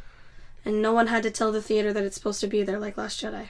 Yeah. Dumb fucks. Because, see, that's what... When they did that in Last Jedi and there was just all of a sudden silence. Yeah, it's supposed to be like that. I immediately thought back to those seismic charges in the asteroid belt by Geonosis. And because it was that little bit of quiet and then huge... bam! Yeah. Mm-hmm. I dug that. I thought that was really good. So there's a lot, like, here of them, like, chasing and dodging and all that stuff. But it basically leads to, like, Obi-Wan hiding on an asteroid. Yeah. Kind of looks like a Millennium Falcon on the back of a Star Destroyer. True story. Which is maybe how Boba Fett knew to look. I have to imagine Boba Fett learned a lot from his dad. Yeah. And so Jango... At least for a half hour or more or so. Yeah. Jango and Boba land on Geonosis, and Obi-Wan continues to follow them to the planet. Back to Tatooine. I feel like we need, like, a screen wipe or something between these. Whoa. Yes. So they're going to the Lars farm, and it's the complete same area, set, all of it from New Hope. The exact same set was still there. I love it. That is way cool. So cool. It's probably like in the middle of nowhere, but I want to visit. I think it is in the middle of nowhere. I don't think it's like one of those sets where it's like next to a parking lot. No, I think it's in the middle of nowhere. I think it's in the middle of nowhere. And 3PO is there. And he's got, like, covers on. Because last time we saw him, he was just, like, wires. Naked. He was naked. Yeah. Naked? What do you mean I'm naked? And he gets to meet his stepbrother. And his stepbrother's girlfriend, Beru. Yes. And everyone is like, oh, that's Owen and Beru? Oh! Now we're putting this together. Yeah. There you go. You know, the people that's going to raise his damn son. And he looks like Star-Lord to me. Yeah, he does kind of look like Star-Lord. They could be siblings for sure. Yeah. And then, like, in turn, they meet, like, the stepdad. And all of these people look alike. Like, the stepdad totally looks like Uncle Owen from New Hope. The old They casted these perfectly. And the young guy could grow up and be that guy. Grow up and be Uncle Owen. Yeah, everyone looks related. And Baru is so cute. She is very cute. She's got, like, 3 little space buns. It's so cute. Yeah. So they tell him that Shmi was taken by Tusken Raiders and that she's gone for about a month. For some reason, I always thought it was longer, like she'd been gone longer. No, and he lost his leg looking for him. Yeah. And he's still trying to heal. So he's it's like trying to heal from they it. outright say that, but for some reason I always thought that it was longer than that she had been gone. But that makes sense because his nightmares were more recent. Yeah. And then, like, yeah, for some reason, I don't know why. I'm weird. And Anakin basically wants Padme to stay with them while he goes and looks for his mom. And the shadow on the building is Vader's helmet. I see it every time. I think they did it intentionally. Yeah. And then when he's on the speeder bike and you see his silhouette against the sunset, that little Jedi ponytail gives it the appearance of Vader's helmet. Yes, definitely. I was going to say, it's very foreshadowing. Oh, yeah, it definitely is. It's like the original poster from Phantom Menace that had Anakin walking, and I love that poster. The shadow cast on the wall is Vader. Yeah. And I think that was a great poster. Mm-hmm. So Obi-Wan is looking around and ends up finding another army. He's just full of armies this day. But it's a droid army that's being made. And he comes across the Separatists and Count Dooku are there talking about the treaties and how the Separatists aren't going to sign until Padme's dead. Because she's kind of troublesome for them. Kind of, yeah. All that jazz. And Obi-Wan basically watches them have a meeting about merging the different armies to help make the Republic fall. Yeah, the Techno Union and the Bankers Guild. All the bad guys. And the Trade Federation. And the Trade Federation that are idiots. What did you say? Don't know what the pawns that they are. So much. They just completely... Palpatine plays them so hard. And Dooku's just playing it all up, too. No, he's totally in on it. Yeah. Yeah, the thing I do like about the prequels is this elaborate plan. Seeing it in all these steps. Yeah. Quite the plan. Oh, it's a hell of a plan. So Anakin finds the spot where the Raiders are. And he goes in, like, one of the little huts from the back and finds his mom, and she is beat to shit. Yeah, she looks horrible. She looks horrible. This is so sad. I hate this scene. Well, it's like a good scene, but I hate it because it makes me sad. It's very well acted from both of them. Both of them do really good. Like, you're so handsome. It's like, geez, just crush my heart, why don't you? Annie, my little Annie. And then, now I am complete. Oh no, what does that mean? Yeah. You're gonna die now? You were just holding off for him?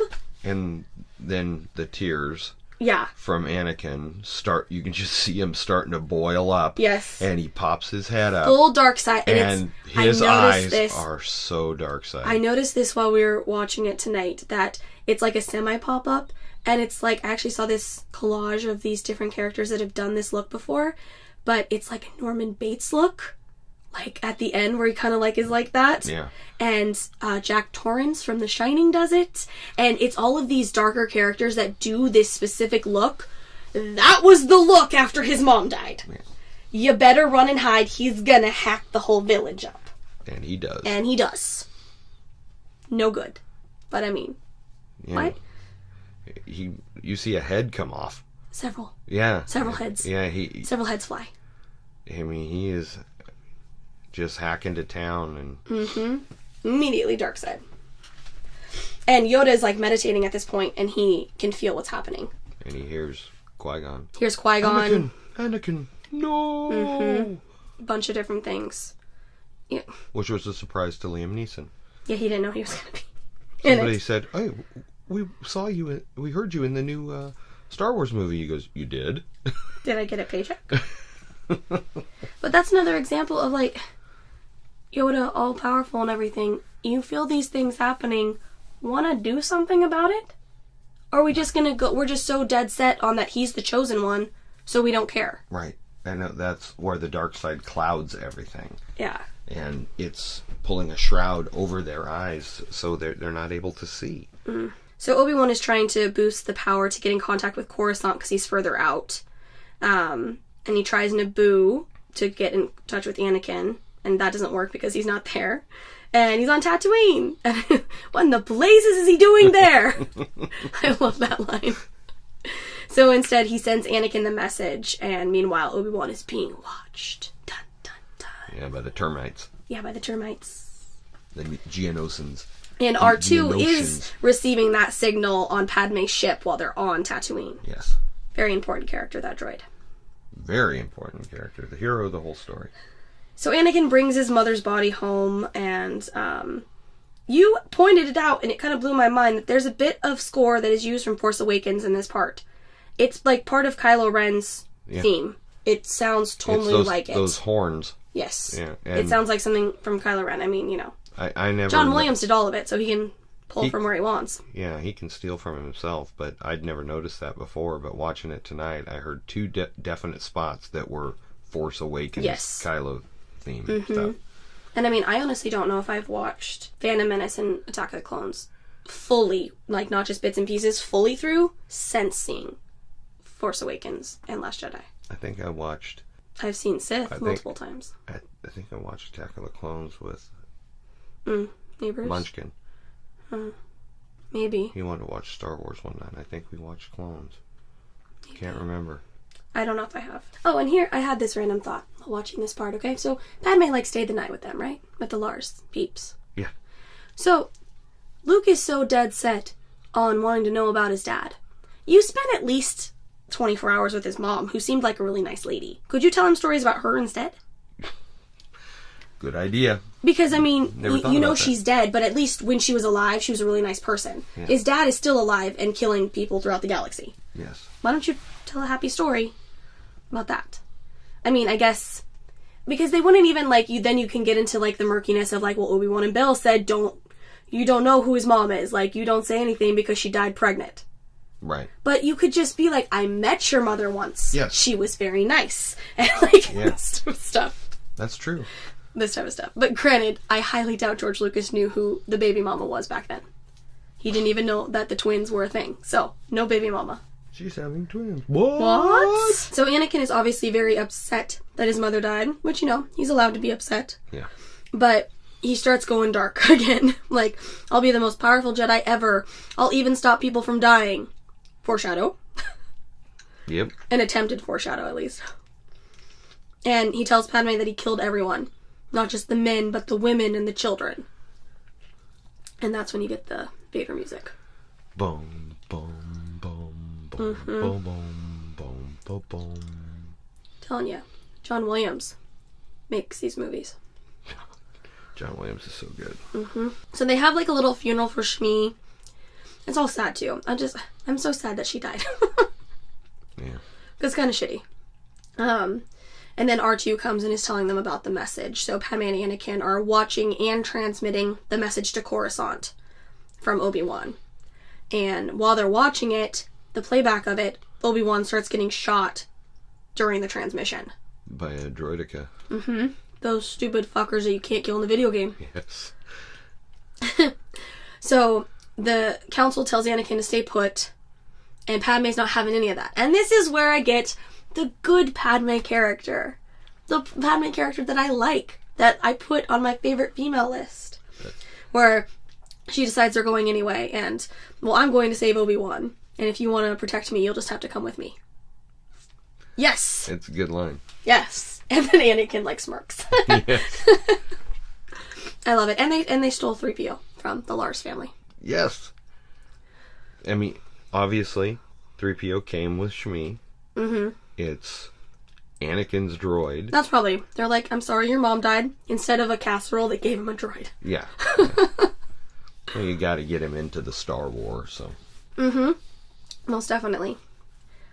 And then we're on Coruscant wanting to give Palpatine emergency power. God. It's like prequels, so you're like, no, don't do that, even though I know you do that. Don't do that. Yeah. And Bail doesn't sound interested in this plan at all. No. But Jar Jar does.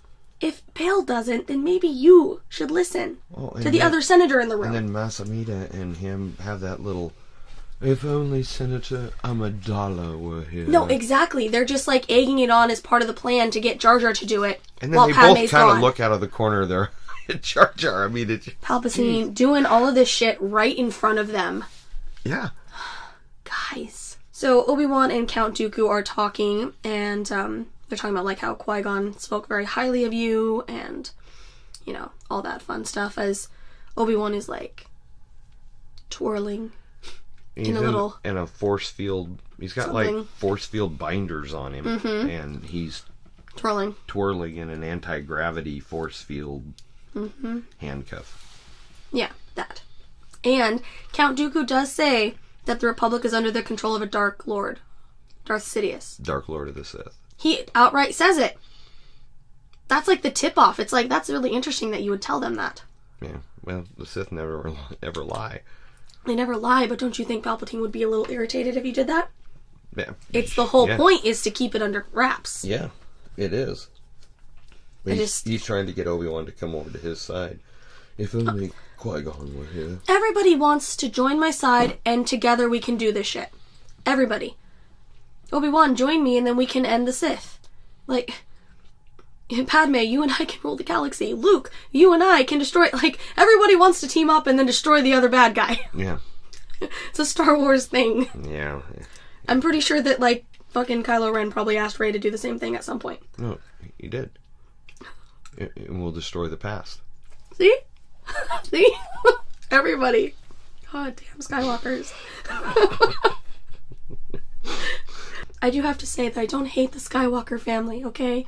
I say that a lot in these, but just so happens that my favorite character is related to the Skywalkers, but she doesn't act like the Skywalkers, so it doesn't count. Yes. So then we are back to Coruscant with the Senate and Jar Jar wanting to give Chancellor Palpatine emergency power. And everybody starts cheering. With great reluctance, I have agreed. I love democracy. I love the Republic. Bullshit. Genesis, what's that? Bullshit. There is your Star Trek reference. I will allow it because that's exactly what Palpatine sounds like through this whole movie. He does. Ugh. And his first act will be to create the Grand Army of the Republic. That's already been created. It's gonna be here real fast, everyone. Oh, you need an army? They'll be delivered in about 2 hours. Mm-hmm. And Mace and Yoda are watching all of this. And Mace Windu is going to take the Jedi he has to Geonosis, and Yoda's going to go to Kamino. Yeah. To see what's up. And at this point, Padme and Anakin are also heading to Geonosis, and they're like landing the ship and all that fun stuff. And Padme pretty much says that she's taking charge because she wants to avoid any sort of bad political things. Yeah. She'll take it because she probably understands that Anakin can be a little bit of a hothead. Yeah. He just killed the whole village, so... This is true, but she's still chilling with him, so... Yeah. I don't know. Something's wrong with her, too. She likes bad boys. Apparently so. And then we go inside of what I'm calling the obstacle course of CGI. Oh, and 3PO and R2 are following behind, because R2's the hero. Gotta get him in there. And 3PO calls R2 an idiot. Oh, yeah. I don't like that. I don't like it either. An overweight glob of grease. I get that. Mm-hmm. And, you know... the way he insults him in Star Wars and like that, but just say an idiot, I don't care for that. You know what's funny is, I caught something later on when they're inside. He like says something to the effect of like, "Where is R2? Oh, he's always getting into trouble," or something like that. You barely know him. Yeah. You don't know him yet. I think that's a miswrite because, sure, later on, yeah, okay, you know he does get in trouble. He does shit like this, but you don't know him. Yeah. You met him for 2 seconds in Phantom Menace, and then you've rode on a ship with him. Yeah, and that's all you have. You don't know him. But the hallways start attacking with... What bug did you say? The termites? The termites. The termites start attacking, and Anakin has the lightsaber with them. Padme runs for it. They both go through the door, and it closes in very New Hope style. With them on the ledge. And the ledge starts retracting. Yes. Yes. And Padme falls onto the conveyor belt of CGI. So it's all the rolling, running, ducking from the machines that are on the belt. All CGI this would be hell to film. Yeah. No interest in that. Well, and Natalie Portman says they did that in reshoots. Mm-hmm. And she says, I think George Lucas just brought us back to torture us. Huh. Because it would be crazy. You don't know what you're reacting to. It would be hard. R2 pushes 3PO off that ledge, and R2 flies, because he's a badass. He's got rockets in his legs. Those are so cool. And all of 3PO lines are bad at the end of this movie. They're bad, they're cringy, I don't like them. Please stop. Except one. There's one good one that I think I make note of, but the rest of them are horrible. And it's back to back. It's not even like give the audience a chance to laugh, which I don't laugh because I think they're cringy, but it's back to back. It's too many. It's too many in a row. Like when he grabs his head, he makes a funny comment, and then a second later, oh, this is such a drag. Yeah, it's like... I mean, why are you just slamming these Jar Jar lines into 3PO's mouth all of a sudden? Yeah, exactly. I don't care for 3PO's lines, except for that one.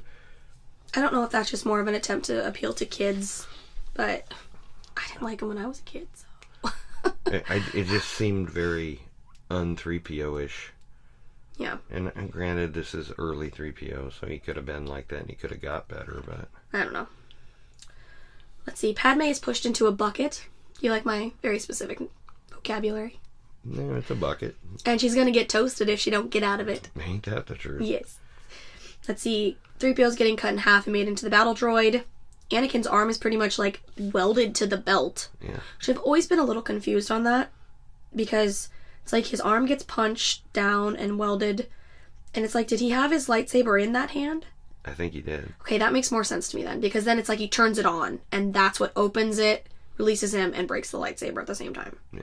Okay, that makes more sense. And Padme does, like, get out with help of R2. Yeah, R2 shuts down the... And it falls over and she can roll out. Yeah. But then she gets captured. Everybody gets captured. Yeah. They get taken by Jango and the droids. And they're waiting to be pulled into the arena. And that's when you get Padme and Anakin admitting their love to each other. All the love. I truly, deeply love you. I used to watch that a lot. You know, back in the day, people used to think Darth Vader was Death Invader. What? Back way early when it came out. Did you see Death Invader in that movie? He was so cool. Do you mean Darth Vader? Death Invader. Death Invader. Okay. Like, okay, wait. Death Invader? No. Or like Invader? Invader. Okay. Like invasion? Yeah. Yeah, Invader. Interesting. Sounds like a parody. So they get pulled out into the arena, and Obi-Wan's face is priceless because he's just, like, so unimpressed. What the hell are you doing here?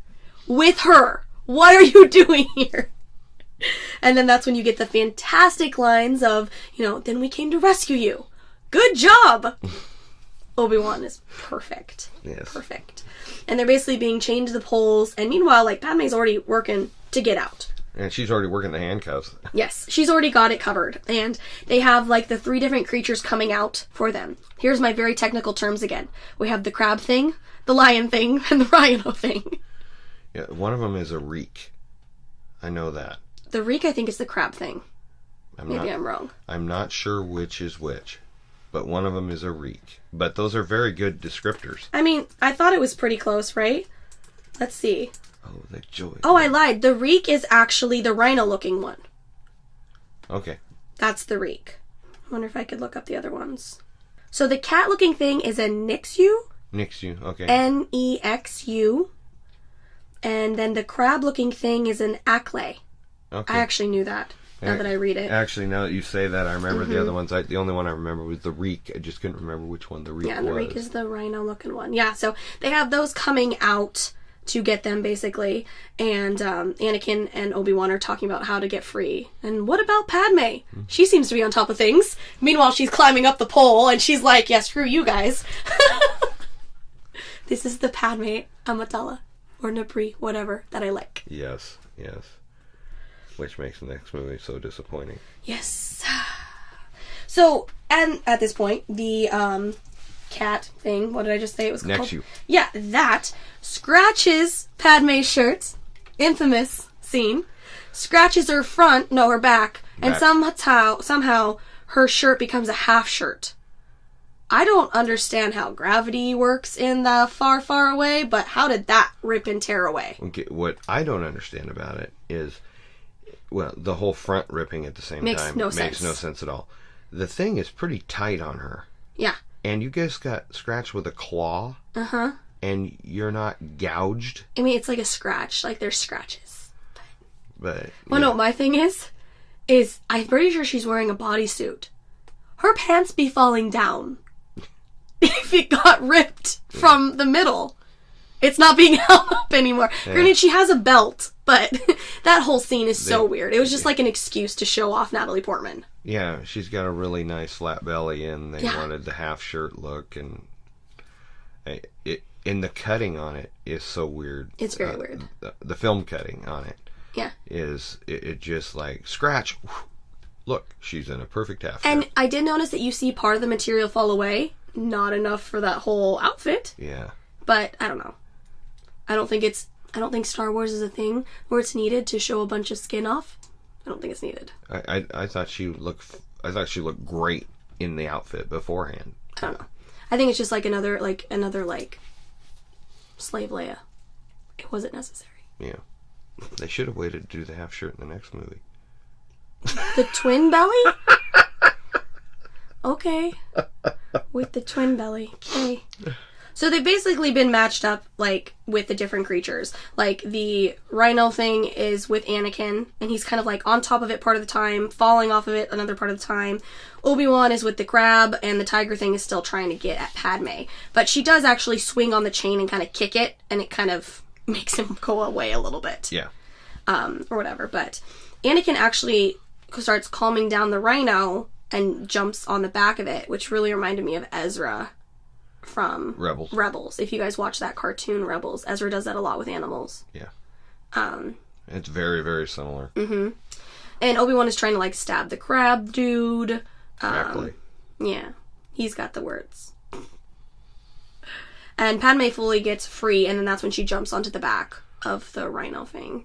Yeah, and she makes a drop from 20 feet. And sits like it's nothing. It like, doesn't have a saddle on. It's got kind of a rough back. That's gotta hurt. Yeah, nope. She just gives Anakin a kiss and voila. Yeah. And then they go pick up Obi-Wan. I do appreciate that they went and picked up Obi-Wan. Yeah. Because he's still handcuffed.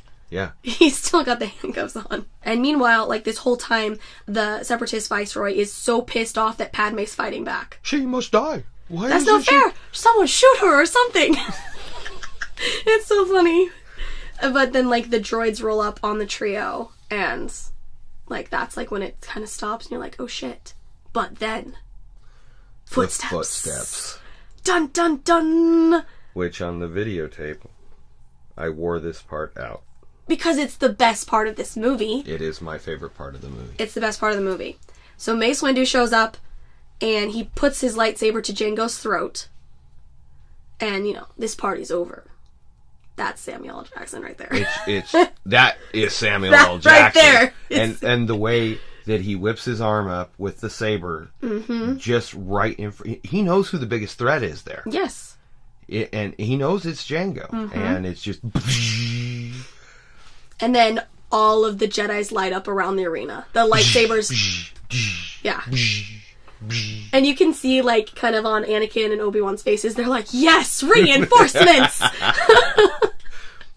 And see, the reason this is my favorite part of this movie is because what I wanted to see in the prequels was the Jedi in their heyday. Yeah. I wanted to see a massive battle with lightsabers. Yeah, and this is what you got. You don't get that. No.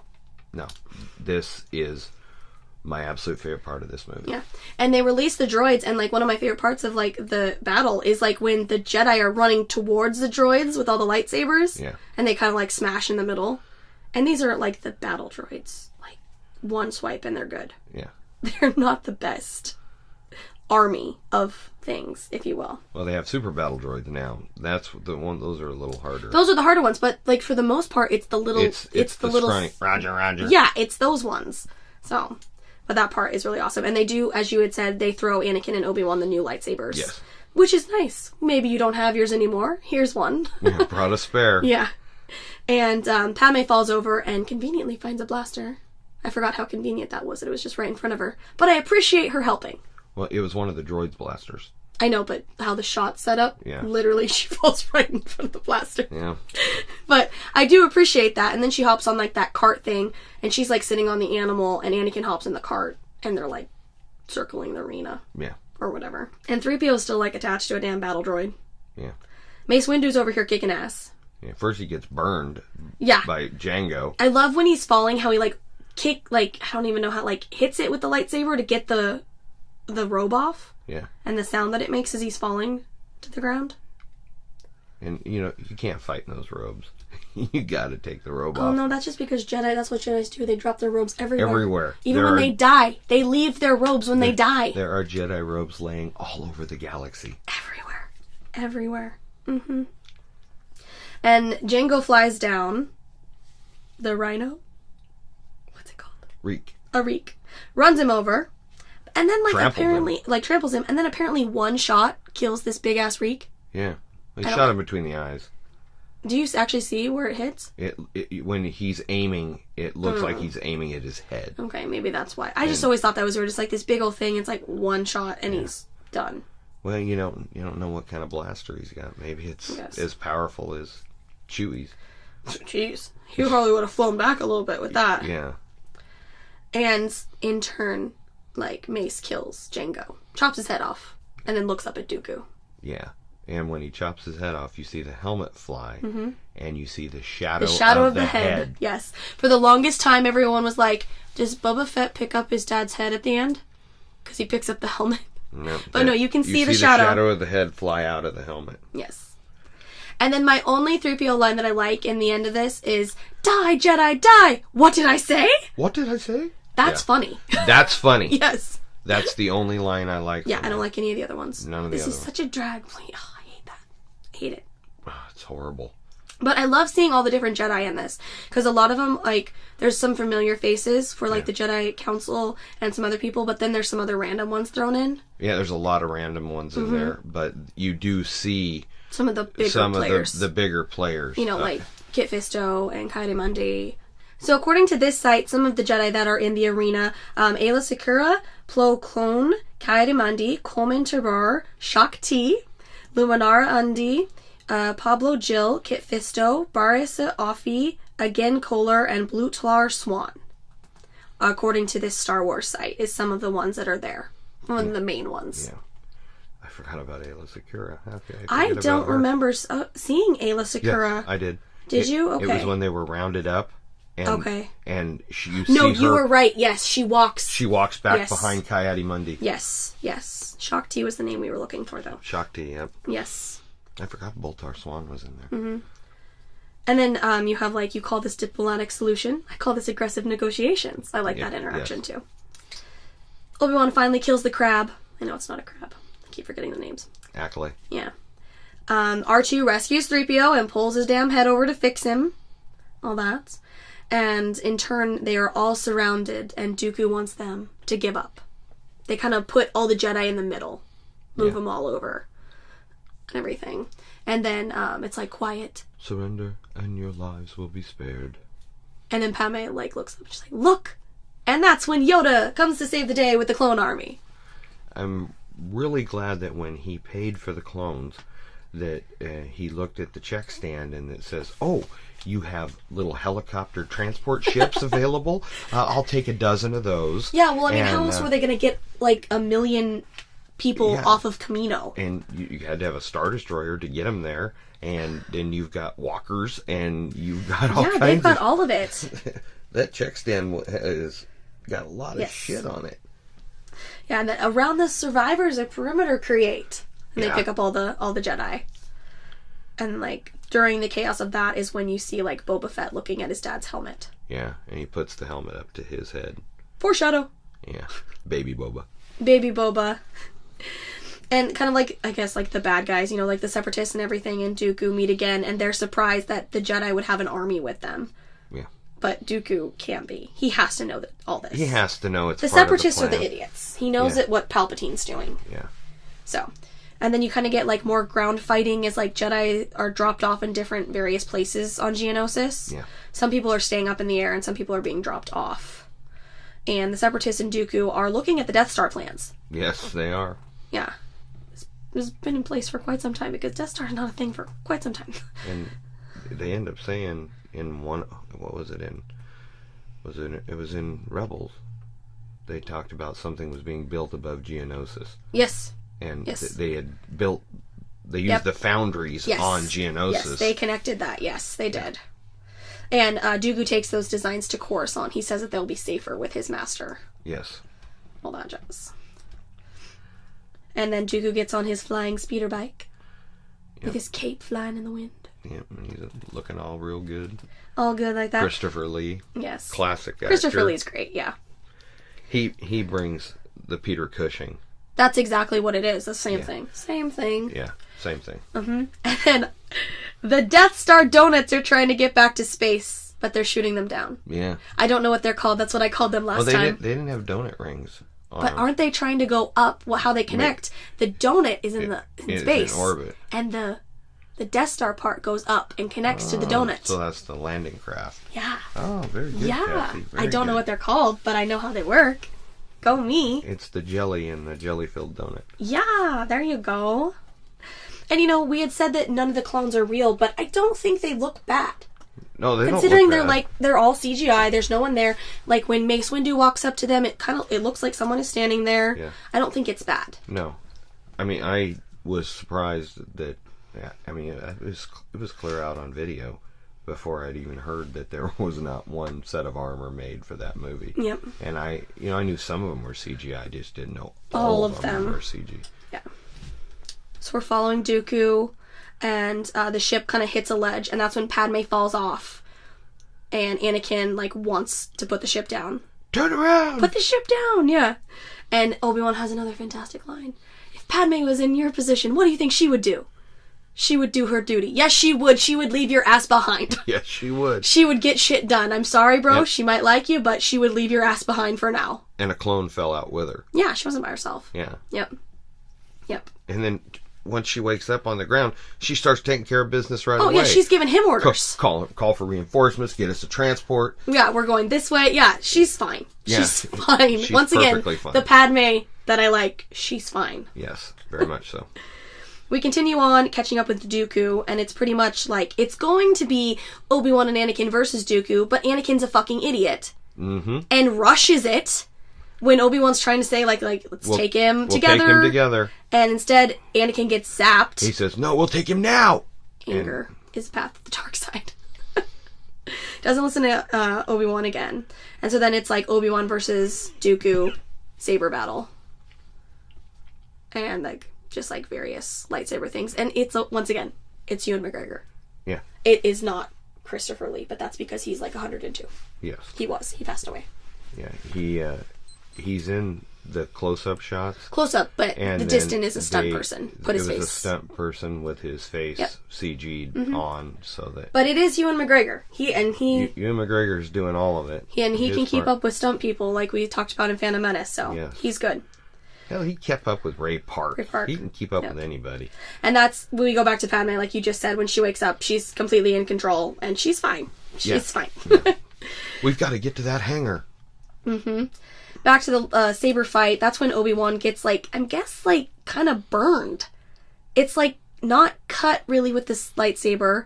But he just tags him. It's not tags him in the arm and the tags leg. him in the leg. Yeah, and it's so then he's down. A light hit. Mm-hmm. And then just enough to hurt like shit. Oh yeah, that's why he's down. But Anakin leaps up and saves Obi-Wan before we can slice and dice him. Yeah, because Dooku's going to kill Obi-Wan. Yeah, he's going to... Yeah, you're not going to join me. Let's kill you. And Obi-Wan does throw Anakin another lightsaber. And so he's got the double hands. I don't know if I would like that. I've done it with some of the kendo stuff I've done, trying to do it with two, and it's very, very awkward. Yeah, I would think it would be very awkward. You tend to use one for blocking and one for striking, but... I just feel like it would just be with both. I'd rather have the two-handed... But it doesn't really matter. He quickly loses one of the lightsabers, and then he loses his arm. Yes. Yes. Another Skywalker tradition. Although so far, Ben has his arms. Yes, he does. He does. It's questionable a couple times. And that's when Yoda comes in and kicks ass. And you hear... Yeah, the cane. Yoda coming in and kicking ass was the part that everyone was talking about when this movie came out. Yes. That I do remember. No one, like, everyone was talking about that. And then we got those friggin' posters of Yoda in that part from Blockbuster. Yes. Then we hung them in the garage. Yes. Yes. Yeah. It's the one where he's catching it and pushing it back. Pushing it back. Yeah. Yeah, because it starts as like a force fight, but they're pretty evenly matched. So then they're like, oh, we'll have to test the lightsaber. And like everyone's like, oh shit, like Yoda's like this guy walking with a cane, like he's not gonna do too good. And then he's like whipping around, he's jumping here, he's doing all this crazy shit. Jumping around like a frog. Like a frog. And yep. There are some people that don't like that. I do. I love it. How else would you like him to fight? I love You want it. him to just take people's ankles out? Yeah. Yeah. All the other Jedi force jump. Yeah. And that's what he's doing. Mm-hmm. And it's an incredible fight. It's a good like fight scene. Yeah. And everyone was talking about that. I do remember that. But it doesn't really matter. Like Dooku flees off into space and Padme and the troops arrive to check on amputated people. And that's when Dooku heads to Coruscant to meet up with Sidious. With his solar sailor. Yeah. Which is a really cool concept. It's very cool. It looks kind of like a parachute kind of the thing. parachute's pulling them. It's interesting. Instead of floating down with a parachute, the solar sail is pulling the little craft. And it's very cool looking. Right. And Obi-Wan and Mace and Yoda are like debating, is it true? Like, is the Senate really controlled by a Dark Lord? Because, like, you're not going to forget that when somebody tells you that. No. You're definitely going to talk about that. And they talk about, like, needing to keep a better eye on the Senate. So, God, spoiler alert, they have Anakin keep a better eye. Bad decision. Lots of bad decisions. Why don't you have someone that is, like, fully ready and, like... A master and, like, someone that's on the council. Yeah. I have no idea. Makes no sense to me. Bad decisions. But Obi-Wan says that Anakin is escorting Padme back to Naboo. Bad decision. Bad decision. Bad decision, guys. Jedis. Oh my god. Jedis. And then I do really like when, like, Obi-Wan, like, talks about, like, wouldn't have been a victory without the clones or whatever. Victory, you say. Not victory. Begun the Clone Wars has. And then I feel like we're cheated. It's like we get the intro to the famous Clone Wars, and then next time it's over. Next time, besides the cartoon. Like, I mean, at least they have the cartoon, but still, I would have liked to seen more in the movies. Yeah.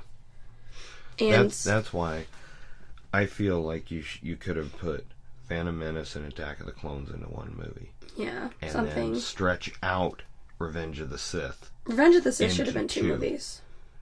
Because then you could have had more of the Clone Wars and more of Anakin turning slower than such a turn. Yeah, definitely. I will follow you, my master. I need my Padme. And they're finishing up the clone armies with the senators. Bail Organa does not look pleased at all. And this is some fantastic acting again. Again, he doesn't say a word. Yes. It's totally in his acting. Yes. His eyes, the movement he does with his hands, he's not chill with what is happening. No. Not at all. And even though they're clones, it's a very sad thing when you're watching your troops going off to war. Yeah. Yeah, exactly. And then, it's anytime it's a time of war, it's, not good. And meanwhile, Palpatine's like, yes. My plan is going exactly as I wanted it to. Put a lisp in it for Palpatine. Wedding on Naboo, they're getting married. I'm one of the rare people that don't think they should have got married. I don't think they should have. Keep it a hushed relationship. Okay, that makes sense. Pregnancy, oops. I think that makes way more sense than why did they have to get married? Why? Are we just trying to be politically correct that they are married? Yes. I believe that's why George Lucas did it. Probably. I just don't think it was necessary. I think it's kind of weird anyway. You've been a thing for an hour. And we're getting married. I don't even think that a 90-day fiancé should be getting married. let alone these, I'm sorry. I'm sorry, I don't agree with that show. I don't know. I just think they could have done it without them having to get married. They could have just been a hush relationship. And then it kind of, like, would have been, like, been an even bigger, like, oh shit moment when she told him she's pregnant in the next one. Exactly. I don't think you needed the wedding. Mm-mm. But then when Anakin grabs her hand, I'm like, with the new hand, new metal hand. I'm like, Jesus, don't crush it. I know, be careful, gentle, gentle. And R2 and 3PO are both at the wedding. And 3PO keeps it quiet. Somehow. I don't know how. Programmed him or something. But I do like her dress. I have always really liked her wedding dress. All of her outfits are good. Costume design is fantastic for her. Yeah. Really good. And that is the end of the movie as they're looking out at the Nubian sunset. And I like it. I do too. As much as we just bitched about some of the stuff, or Stalker Anakin, or Creepy this, I used to watch this movie all the time. I would, like, when I had, like, an order. Honestly, I had an order, and it's kind of horrible, my order. My order of watching Star Wars movies, I would usually watch Empire, Jedi, Attack of the Clones, Sith. Rinse and repeat. I don't know why I skipped New Hope. I know why I skipped Phantom Menace. I don't know. But yeah, I do like the movie.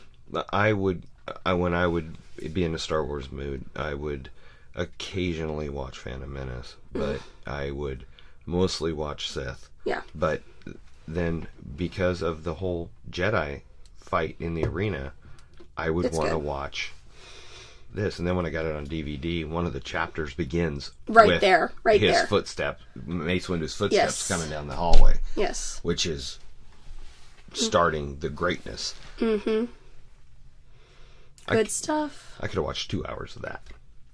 Yeah, for sure. Definitely. Phantom Menace should have been 2 hours of Obi-Wan and Darth Maul.